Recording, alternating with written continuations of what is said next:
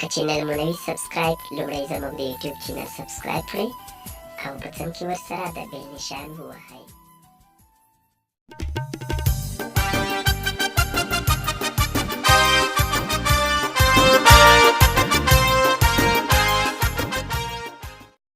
السلام علیکم ورحمت الله وبرکاته. مینوالو په دې امید چې روغ او جوړ به وئ او د صحت کلي به مو په تن وي. خپل وطن ګل وطن چینل ته ښه راغلاست. زه بیح الله ایمان یم چې ستاسو په چوپړ کې له یوې نوې ویډیو سره راغلی یم. عنوان: پر خپلې ښځې بدګماني مه کوئ.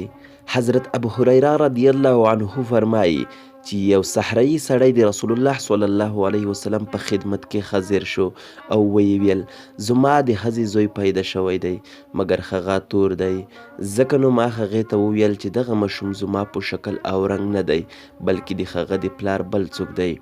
رسول الله صلی الله علیه وسلم وفرمیل: آیا ته اوښ لرې؟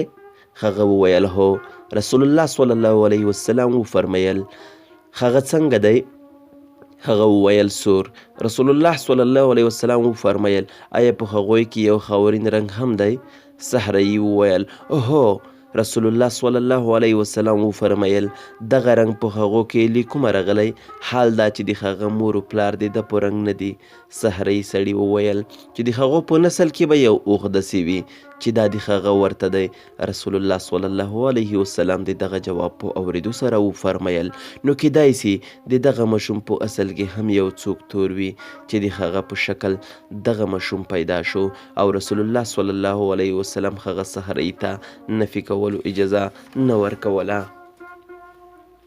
له دې حدیث څخه څرګنده شوه چې د کمزورو نښو په وجه خپل زوی ته خپل نه ویل او پر ښځې بدګماني کول جایز نه دي تر څو خپل یو قوي دلیل پیدا نه کړي.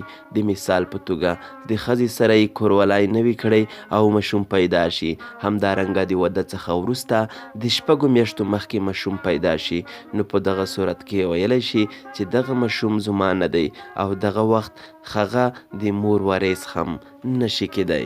مینوالو زموږ ویډیو در سره لایک او شیر کړئ او که چا زموږ د یوټیوب چینل خپل وطن ګل وطن نوي سبسکرایب نو لومړی زموږ د یوټیوب چینل در سره سبسکرایب کړئ.